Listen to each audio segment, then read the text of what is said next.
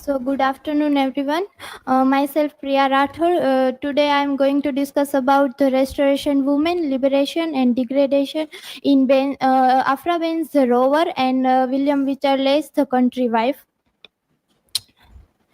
These are my academic details and presentation details. This is the table of contents. So my research question is that to what extent did the gender of the playwright determine whether restoration comedy achieved female liberation through agency or reinforced female degradation through satire, as demonstrated by a comparative analysis of Afra Ben's The Rover and William Wycherley's The Country Wife. Hypothesis: Afra Ben's The Rover definitively liberates the representation of women by foregrounding female agency and self-determination. Helena, while William Wycherley's The Country Wife primarily employs the degradation and the victimization of women as a satirical tool to critique the hypocrisy and failures of male dominated society. So, introduction: Restoration comedy marked a decisive break from Puritan austerity, ushering in an era of theatrical freedom and open discussion surrounding sex, marriage, and female roles. The return of the monarchy under Charles II revived the theatre, introducing radical invocation of family actors on the English stage for the first time. However, this newfound openness presented a double-edged sword. While it offered opportunities for female liberation through frank explanation, it stimulantly risked the degradation of women through objectification. Scholars have observed that the period's sexual politics created a complex space after patriarchy, yet this space remained precarious and conditional. Within this context, the comparison between Afra Ben as a rare female playwright, and William Wycherley, a prominent male satirist, revealed the contrasting ways in which Restoration comedy represented women oscillating between empowerment and exploitation. The restoration context and comedy's role. The restoration of Charles II introduced a new French influenced theatre focused on satire and sexual intrigue, centrally featuring female actors for first time. This theatre became a battleground for societal norms, satiring marriage and reputation. Playwrights like Wycherley offered clinical critics, while Afra Ben, the first professional female playwright, provided a unique and sympathetic perspective on female desire. The liberation through Ben, volatile female agency in the Rover. Afra Ben, as the woman writer, crafted women who were remarkably proactive. Helena, in particular, embodies liberation by choosing her path despite societal constraint. She weaponizes wit and mobility to secure her future. This depiction is crucial as it suggests that women's fulfillment can lie in the pursuit of self-defined happiness, a concept that still resonates powerfully in contemporary feminist discussion about autonomy. Degradation in Wycherley, the commodity of the woman in The Country Wife. Wycherley's critique of male hypocrisy paradoxically ends up dehumanizing women.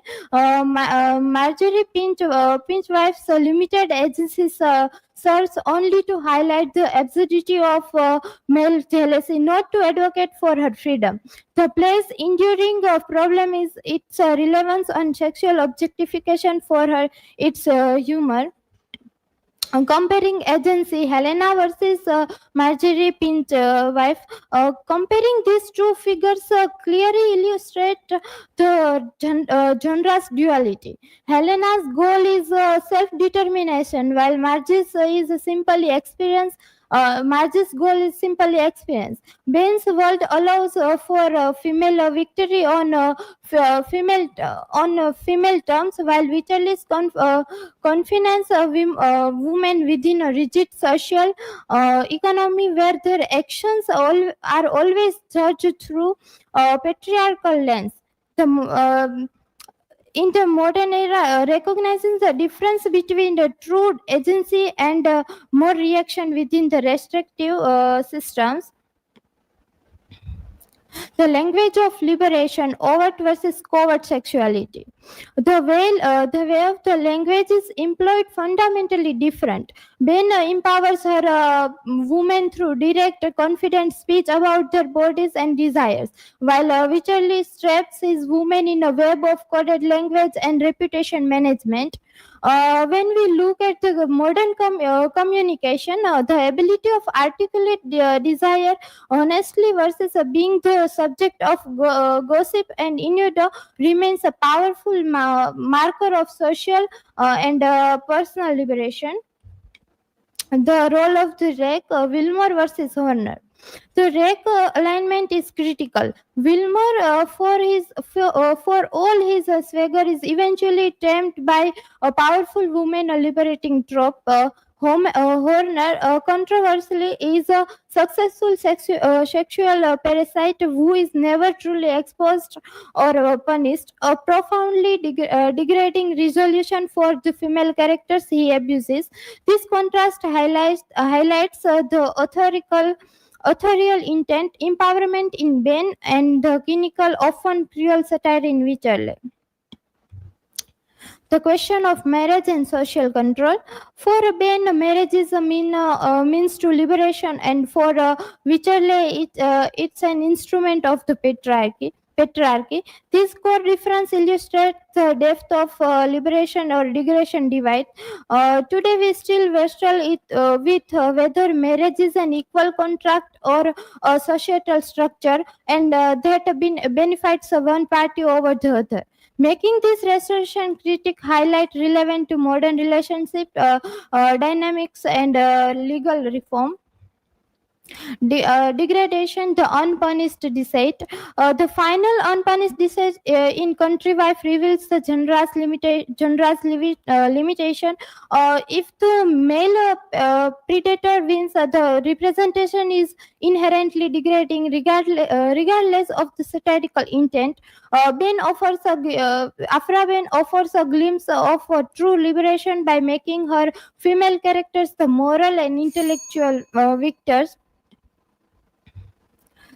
Contemporary relevance. And the in conclusion, the genre's legacy is complex.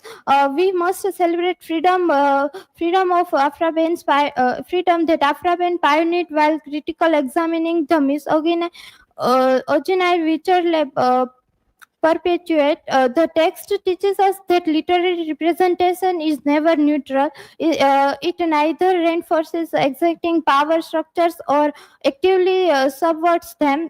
Ultimately, Bain's work offers a more enduring and positive model for representing female agency and self-determination. These are the references. Thank you. If anyone have question, please ask.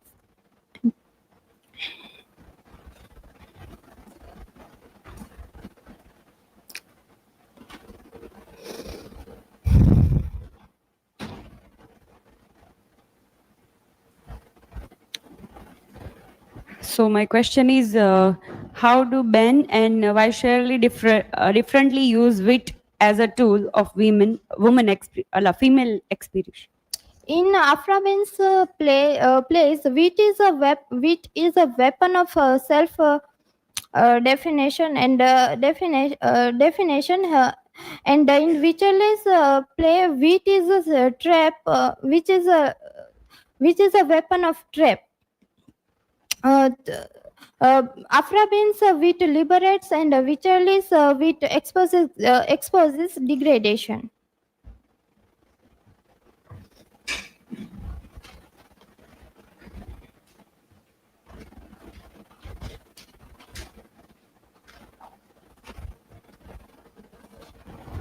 So, my question to you, Priya, what moral or ideological legacy to this play leave for a modern feminist criticism? Modern feminist critics view Afraben as a proto-feminist voice who foregrounded sexual and intellectual autonomy. Her heroines challenge patriarchal hierarchies while negotiating within them. Vitalis plays, though misogynistic, expose the mechanisms of female subjugation, providing valuable insight into restoration gender ideology. Together, both work frame the restoration stage as a transitional space oscillating between oppression and expression.